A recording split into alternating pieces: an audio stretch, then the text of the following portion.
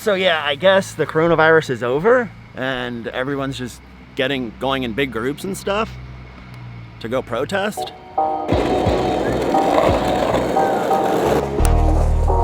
Wow, they got their building boarded up right here. What is this, H&R Block? Wow.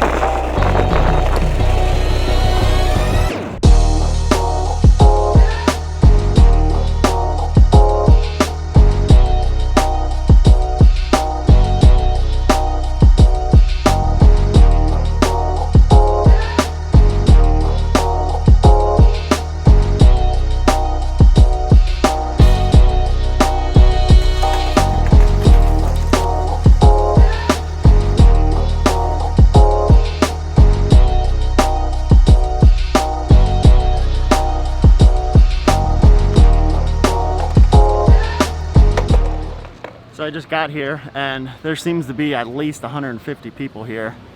They shut down 8th Street. They put these barriers up right here, and there's probably other barriers at the other side. But people keep piling in. You can see them down there.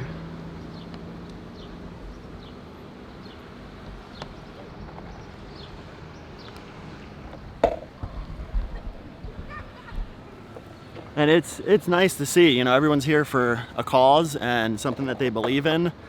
And I feel that a lot of things need to be addressed on both sides of the story. And hopefully we can get there with doing these. And time will tell.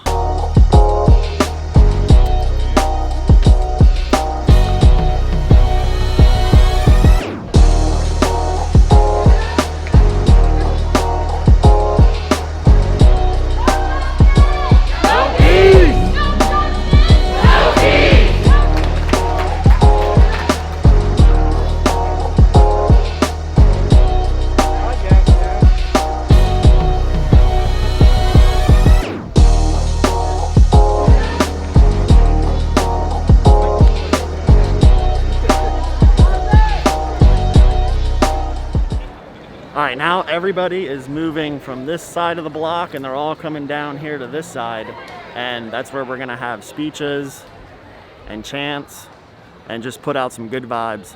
I can't breathe! I can't breathe! I can't breathe! I can't breathe! I can't breathe! I can't breathe! I can't breathe! Our attention.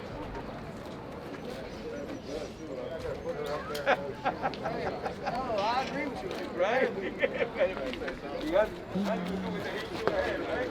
It better be.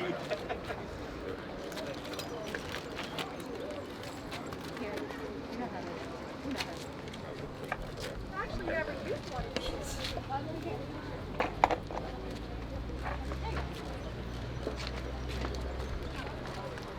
So good afternoon, everyone. Can you all hear me? Yeah. So thank you so much for coming today and standing with me. No. You gotta use that. So standing with me today is our Chief of Police, Todd Briner, and we just want to take this moment. Also, George Rodriguez with Sweep the Streets, and the organizers of the event, Abigail.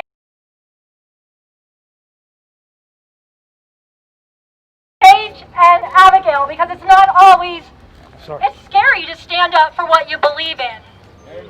And, you know, for what is right and just. And it's not always an easy thing to do. So I commend them, and I think we should give them a round of applause. So I'm here with George Rodriguez from Sweep the Streets, our Chief of Police, Todd Briner. We want to thank you all for coming today, and we're standing with you in a symbolic gesture of unity, and that is very sincere.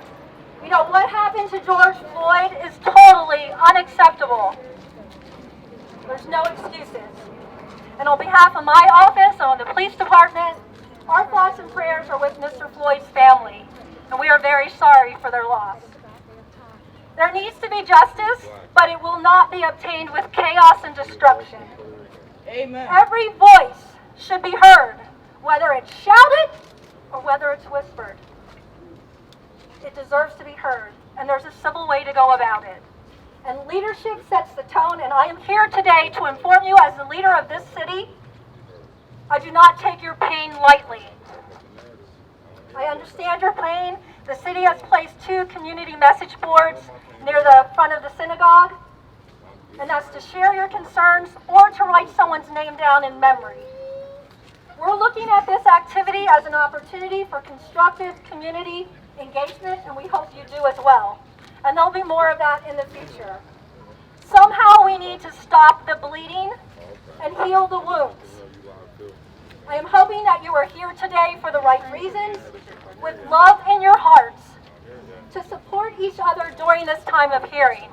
And what I want to leave you with is a statement from John F. Kennedy's speech that he gave many years ago, and I think it's appropriate for today.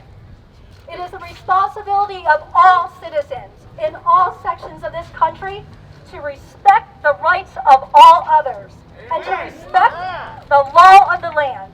How appropriate, again, to what is transpiring today. So respect, let's earn it, and let's keep it. We wish you a peaceful and very successful event. And again, thank you for coming out today. No justice! No peace! No justice! No peace! No peace!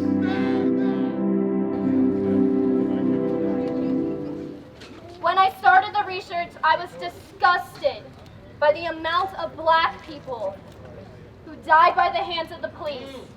The police who were not even convicted. With that being said, that is what my speech focuses on.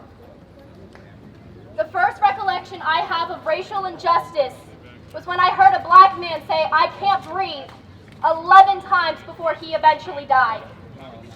The police had him in chokeholds. There were 4 of them on top of this one man. I was younger then, but I remember thinking how cruel to me it seemed.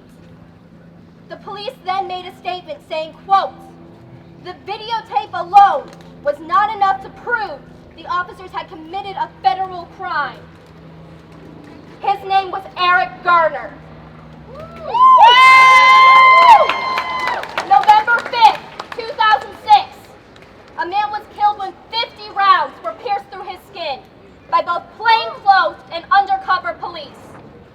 It was the day before his wedding, when he and 2 of his friends were at a bachelor party. 3 of the 5 officers went to trial, and out of the 3, none were found guilty.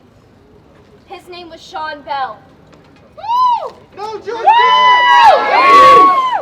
2018, police get a call that there is a disturbance. As they go to investigate, they see a dark-skinned man and they fire out of panic. That man was within his own backyard and was on the cell phone. The U.S. Attorney's Office said simply, quote, "There is insufficient evidence to prove beyond a reasonable doubt a violation of federal statutes," end quote. Every single police officer had body cams. There is a over-the-head helicopter videoing the entire thing, as well as multiple audio files. Yet somehow there is insufficient evidence. No justice! No peace! No justice! No peace! His name was Stephon Clark, and he was only 20 years old. Yeah,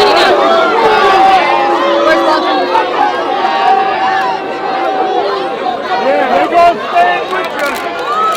They're going to stay with you.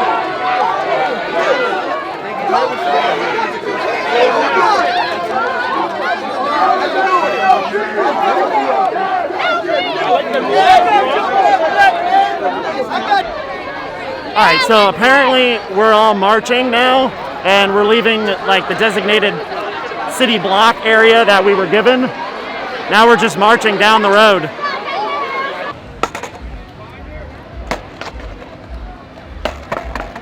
All right, so everyone's just kind of like walking down the block here, and we're just like marching. You can see behind me here, everyone's going down the road here. Who knows where we're going? I guess into the city a little bit more.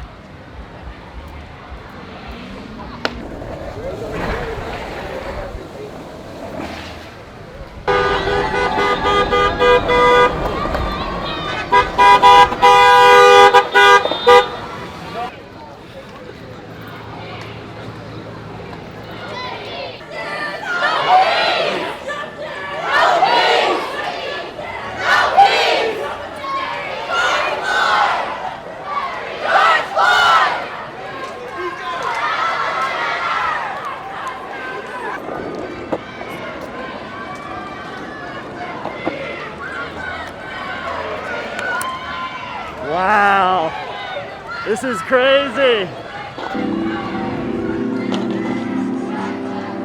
There's so many people here, oh my goodness. They got cops stationed up here just in case anyone tries to get a little silly. Right over there. And then on the other side of the road too, they got cops set up.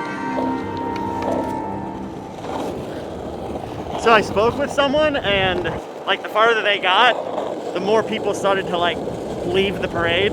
So it's kind of like it's slowly getting smaller and smaller because they're going towards like people's houses and more so in the city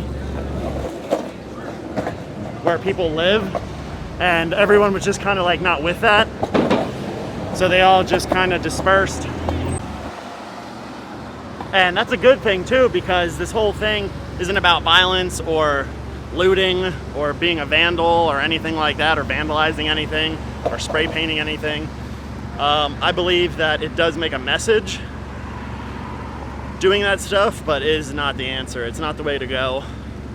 It's not the way to be about this. And I feel like we did some good. We got some points across today, and there were many people that spoke, and it almost brought a tear to my eye to see and to hear what these people had to say. It was really unbelievable. It was really, really neat.